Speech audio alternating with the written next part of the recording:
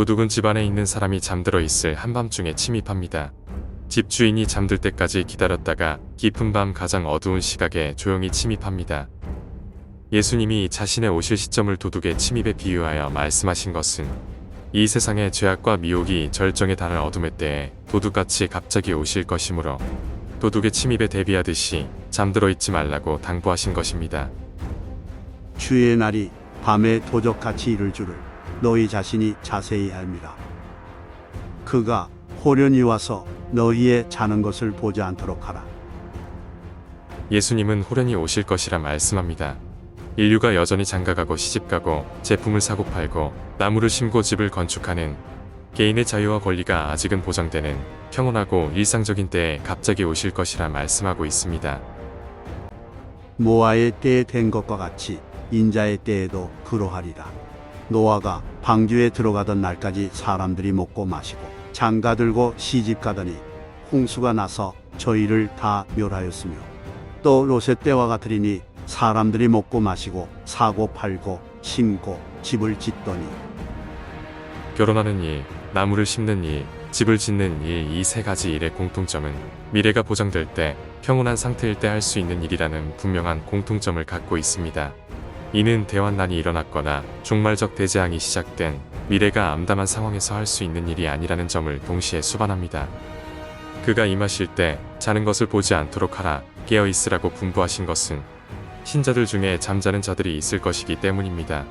만일 예수님을 영접하고 교회에 다니는 것 자체가 깨어있는 것이라면 결코 깨어있으라 말씀하지 않으셨을 것입니다.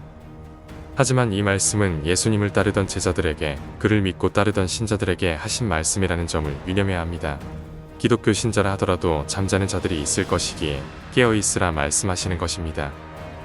그 날이 오면 그는 우리의 영적인 상태를 보실 것입니다. 휴거를 상징하는 열 처녀의 비유가 우리에게 주는 교훈 중에 주목할 점은 열 처녀 모두 신랑의 데려감을 받아야 할 자들이었지만 막상 신랑이 왔을 때 등불을 켜고 깨어있던 5명만이 데려감을 당했다는 점입니다. 천국은 마치 물고기를 모는 그물과 같아서 그물 안에 잡힌 물고기라 하더라도 못된 것은 내어 버리듯이 세상 끝에도 이인들 중에서 악인을 가려낼 것이라 말씀하고 있습니다. 그러므로 그가 임하시기 전에 현재 우리 자신의 믿음을 스스로 시험하고 확증해야 합니다.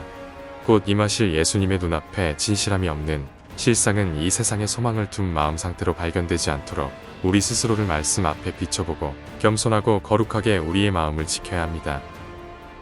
혹자는 말하기를 현재의 이스라엘은 정치적 시온주의에 의해 설립된 것으로 구약의 이스라엘과는 상관이 없다고 주장합니다. 이스라엘 대체 신학으로 인한 그러한 관점에 의하면 이스라엘 건국이나 예루살렘 수도 선언, 아브라함 협정, 이스라엘 하마스 전쟁과 같은 중요한 사건들은 성경의 예언과는 아무런 관련이 없는 일들이 되고, 마지막 때에 일어날 것이라 한 예언들은 아직 아무것도 성취되지 않은 것이 되고 맙니다. 하지만 신학이 뭐라고 명문화했든 신학의 권위는 성경보다 높을 수 없습니다. 예언의 성취를 볼 수 없게 만드는 이스라엘 대체 신학의 고정관념을 버리고 예수께서 말씀하신 그대로의 의미를 상고할 수 있어야 예언의 성취가 눈으로 보이고 귀로 들리게 될 것입니다. 왜 너희가 돌이켜 어린 아이처럼 되지 않으면 천국에 들어가지 못한다 말씀하셨을까요? 왜 마지막 때의 비밀을 어린 아이들에게 나타내시는 것이 아버지의 뜻이란 말씀하셨을까요? 우리에게 필요한 것은 성경을 신학적으로 해석하는 것이 아니라 어린 아이 같은 순전함으로 성경 말씀을 있는 그대로 믿는 것입니다. 성경에서 영생 얻는 줄 생각하고 성경을 상고하고 이것이 그러한가요? 날마다 성경을 상고하는 것이 진정 우리에게 필요한 일입니다. 전세계 경제가 물가 급등으로 휘청거리는 상황 속에서 전쟁 상황마저 긴박하게 돌아가고 있습니다. 2년 반 넘게 이어져온 러시아 우크라이나 전쟁에 북한까지 가세하면서 전쟁을 주도해온 푸틴, 젤렌스키뿐 아니라 세계 각국의 정치 권력가들의 입에서 3차 세계대전이라는 단어가 연일 오르내리고 있습니다. 일각에서는 3차 세계대전이 이미 시작됐다고 보는 견해도 있으며 북한의 참전으로 인해 한반도의 전쟁 위험성도 높아지고 있는 형국입니다. 요한계시록 6장 8절의 예언대로 넷째 인이 떼어지면 청황색 탄자가 땅 4분의 1의 권세를 얻어 인류를 죽음으로 몰아넣을 것이라 했는데, 그 수단 중의 하나인 검은 전쟁을 상징하지만 전쟁은 이미 둘째 인의 붉은 말 탄자로부터 시작된 것이므로 넷째 인 때의 전쟁은 그가 가졌던 큰 칼이 상징하는 큰 전쟁, 즉 3차 세계대전이 될 것입니다. 예수님이 말씀하신 민족이 민족을, 나라가 나라를 대적하여 일어나는 재난의 시작에서의 전쟁을 요한계시록 6장 8절에서의 검과 같은 전쟁으로 보는 것이 타당하며, 세계대전의 위험성이 높아져가는 지금의 국제적인 동향이 성경의 예언 그대로 흘러가고 있음을 대변하고 있습니다. 롯이 소돔에서 나가던 날에 하늘로부터 불과 유황이 비오듯 하여 그들을 멸망시켰느니라.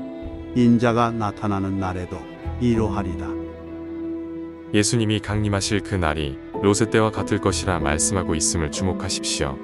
롯의 때처럼 예수님은 사람들이 여전히 자유를 누리는 일상의 상황에 오실 것이지만, 그 일상은 예수님의 강림과 동시에 회개치 않은 인류에 대한 무서운 심판의 시작으로 뒤바뀔 것입니다.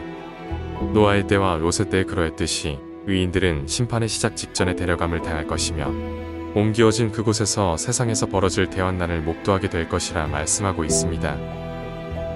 저가 위에서 보내사 나를 취하시며 많은 물에서 나를 건져내셨도다.